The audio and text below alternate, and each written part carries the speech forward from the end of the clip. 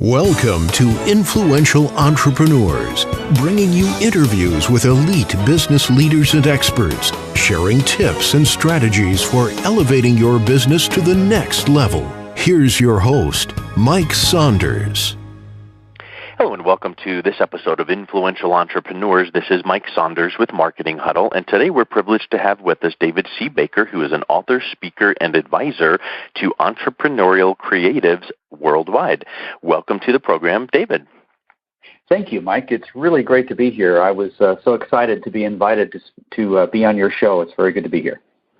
Well, yeah, I'm excited to talk to you, too, because, as you know, I've got a copy of your book. I'm on page 138, and it's called The Business of Expertise, and we speak the same language, so I love what you are doing and promoting, and it is just such a relevant topic because anybody needs to be and should be an expert in what they do and then use it in their business to, for a lot of reasons that we'll get into in the interview. But give us a little bit about your background and what your focus of your firm is. Sure. So I'm in my mid-50s, live in Nashville, Tennessee. I don't really do any work here, but just chose to live here years ago and love it. I grew up overseas. My parents were medical missionaries, and so we lived from the time I was a really young boy, 4 or 5 years old. We lived with a tribe of Mayan Indians in a little village in Guatemala. There was no running water, no electricity, very few roads or stores. So it was a very interesting upbringing. I'm a U.S. citizen, but didn't really come to live in the U.S. until I was 18. Went through the typical, schooling, grad school, 6 years of grad school, and one day decided to start a marketing firm. I didn't know too much about it, honestly, but it didn't seem all that difficult to me, and the work I saw other firms doing just wasn't that impressive, so I decided I would do it. Turns out it was a lot harder than I thought. Mm-hmm. Did that for 6 years, and then through a really strange set of circumstances began to advise other entrepreneurial experts. That was more than 2 decades ago, and so over the last 20 plus years, I've been really had a terrific privilege of working with other experts, helping them think about their businesses of expertise and how they promote that. Yeah, I found the same thing with my marketing firm years ago, where you found yourself getting pulled through the tide of the shiny object syndrome is what's out there in the industry, and you would go, hey, I can do text message marketing for you. I can do, and you just kind of the whole litany of what's going on. And then as soon as you can elevate yourself into something that really takes that 30,000-foot view, it helps to clarify for yourself, but also your clients. And so that's where you came as well. And it's that business of being that authority, that expert. And I guess the first question I would like to ask is, what do you say to clients that go, I follow you, I track what you're saying, and I believe that, but I'm not an expert. I just do X, or my business does Y. What is it that you would say to them to help them realize that they are more of that authority and expert than they even think themselves at the outset?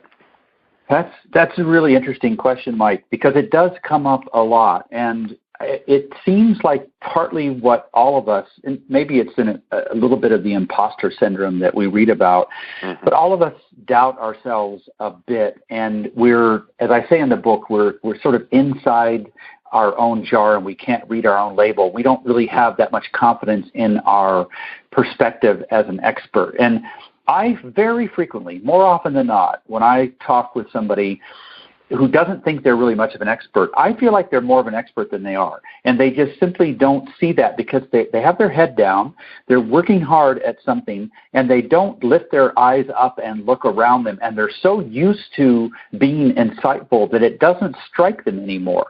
One of the really silly tips that I give people in those situations is to take an employee with them to a situation where that expert has to sort of shine and has to be in the spotlight.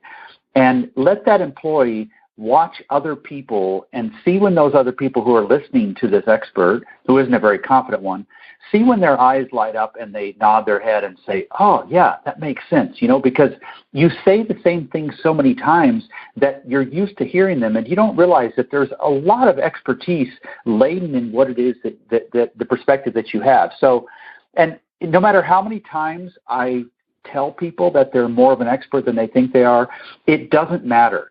What really matters is when there is sufficient marketplace acceptance. So it takes people who will pay them money over and over for them to believe that they're an expert. It doesn't help for me to tell them that they're an expert.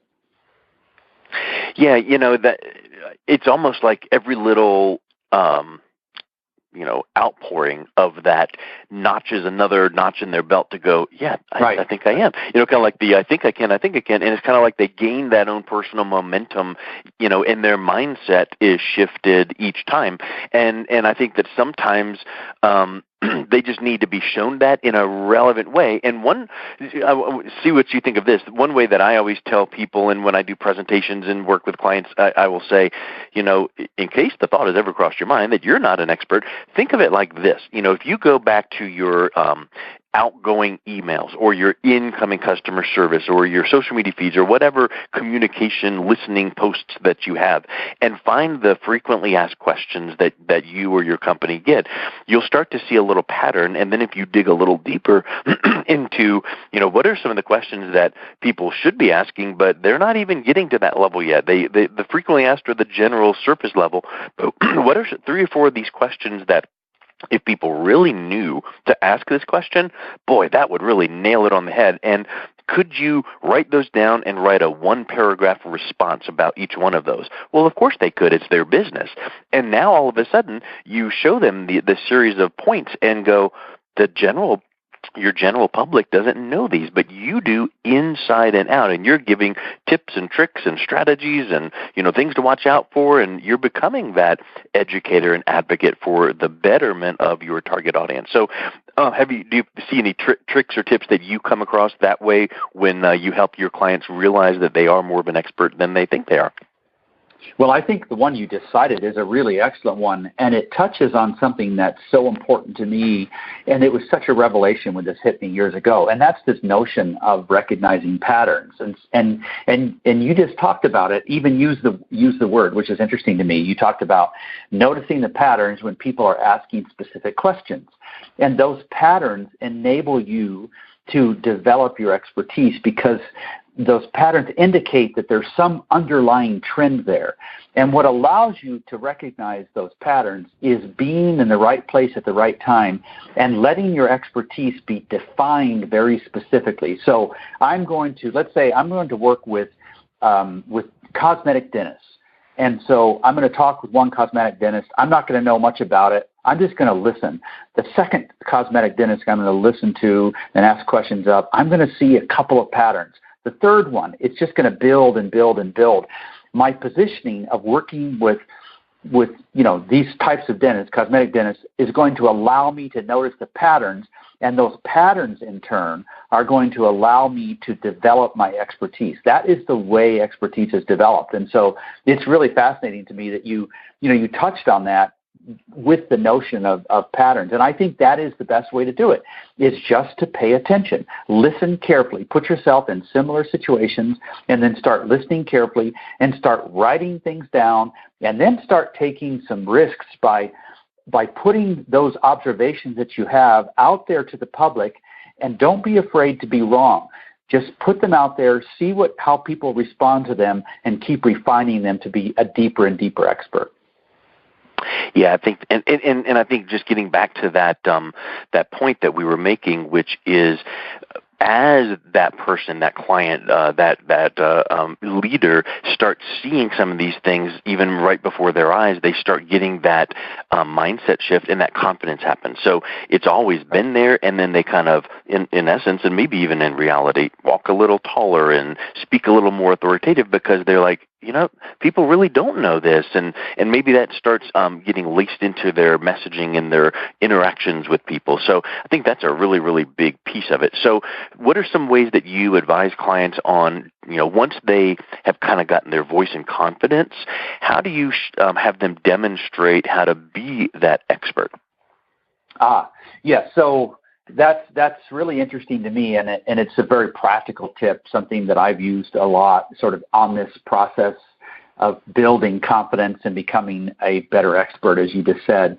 The first one is really to start asking questions. And I mean real questions, questions that matter, questions where you are actually interested in listening to the other person, not just questions so that you can step in and dump your prepackaged observations on people, but actually serious questions. Start with those and see if you can pick up something from the folks who are listening. I find this is one of the most fascinating things to me is that experts don't have to have all the answers. Experts have to have the right questions, because most of the time, the folks that you're trying to help already have the answers. You aren't bringing new answers to the table. You're helping them sort out all the possible answers that already exist so that they can choose the best ones. Like, what's the best way to figure out what's going on at a particular company? It's to talk to the employees and have enough smarts to basically sort out the ones who are just complaining, who have an axe to grind, from the ones who really have legitimate observations about the firm. Experts don't usually bring new information. Sometimes they do. Obviously, sometimes they do. But many times they're just surfacing and trying to help the people who are struggling decide on which of the possible answers they should follow. Of course, it involves doing some research. I'm a big believer in that. I'm a believer. I know you are too, because I've read your stuff. This notion of bringing some intellectual property to the table, having something that nobody else has that you can pull from the toolbox and apply to a specific situation, which enables you to not only get to the solution quicker and more reliably, but it allows you to charge more for it too, because there are not as many viable substitutes for that unique research, that unique IP or intellectual property that you have on their behalf. Yeah, I mean, we speak the same language there, and one thing that I think that comes to mind when you were saying that, and I wonder if you factor this into some of your consulting with clients, is once someone starts to get that glimmer of, okay, I'm starting to get that feel that I am that expert and authority. Okay, good. What if it goes the whole opposite direction and they get so much to that mindset that they now could start crossing the line and coming off very cocky or haughty or condescending? And so do you ever find yourself helping people to set those boundaries so that they are coming off as a confident expert and not as a cocky expert? Yes, for sure. I don't know that I'm the world's best expert on that front, because what I have to say, because I don't know that I've always done that well, frankly. I think it's more the spirit of inquiry, being confident but always willing to be wrong. Because I certainly have learned, I've advised 900 some firms over the years, and I have learned so many things. And many of those things I've learned are things that were opposite from what I believed at the time. So I am always open to being shown where I've just missed the boat, but not so open that I don't have a perspective. I have a point of view. As an expert, people are paying you to have a point of view. They're not paying you to be right all the time. There just is no way to be right all the time. But you could have a point of view that's willing to be informed in many different ways. And I think the best way to manage that divide or that tension is to write all the time, and to be willing to put your perspective out there. There's lots of reasons to write. I mean, you've written books as well. They're a part of why you're well known. But it's not just about being an expert and being presented as an expert. It's also about figuring out what you think about something. Mm-hmm. And so we've talked about the positive sides of being an expert. What about the negative sides of being an expert? Goodness gracious, that's motivated me as much as the fear of looking stupid, of not knowing what I'm talking about. That's one reason why I write, because I just hate not knowing what I'm talking about. And until I force myself to put it in writing, I haven't clarified my point of view very carefully. I haven't even put it out there in a way that other people can correct me if I haven't articulated it carefully.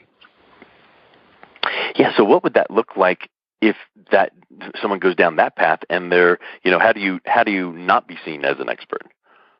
Yeah, well, I think that's interesting, because it seems like there are a lot of ways to appear like we're not an expert, right? One of them is to give away your expertise all the time and not charge for it. Another one would be simply to not take the time to articulate your expertise, which means that you're either struggling because you have to work every minute to make enough money to live, and you don't have the time to put your feet up and think, and so you never take the time to develop this insight. Another perspective might be that you simply don't really want to help other people. I do want to help other people. There are tens of thousands of people, I think it's 26,000 at last count, who get my weekly email. Most of those folks are never going to hire me, and I am totally fine with that. I love the fact that I can help them as long as I don't have to spend personal time doing it. As long as I can write content that's useful to them, some of them are going to hire me. Now, there's a perspective that experts have, and that's that they should get paid a lot to apply the insight that they have to others, but they should get paid nothing to help people when they're not applying it. That's part of what it means to be an expert in a developed society, in a developed culture, where experts, I think, correctly have this obligation to better the folks around them, to help them, to provide insight. So, there's so many ways that we could mess this up. I think that's one of them for sure. Yeah, I agree, and I think that I think it kind of even harkens back to Tony Robbins' old teaching of kanai, constant and never-ending improvement.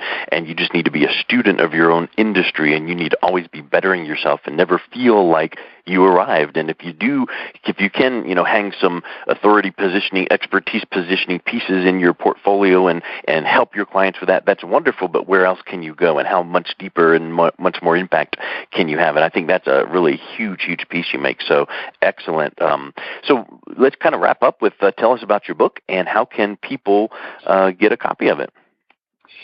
This is my fifth book. It's called The Business of Expertise. It's published by Rockbench Publishing Corp., and they can buy it on Amazon, or then they ship everywhere there, or they can buy it from our site, which is expertise.is, expertise.is. We ship worldwide from there, and be very happy to send anybody a copy. Excellent. Well, David, it was so wonderful to have you on and get to know you a little bit and learn about your work, and I really applaud all that you're doing, so thank you so much for your time. Thank you for having me, Mike. I really appreciated the conversation with you. You've been listening to Influential Entrepreneurs with Mike Saunders. To learn more about the resources mentioned on today's show or listen to past episodes, visit www.influentialentrepreneursradio.com.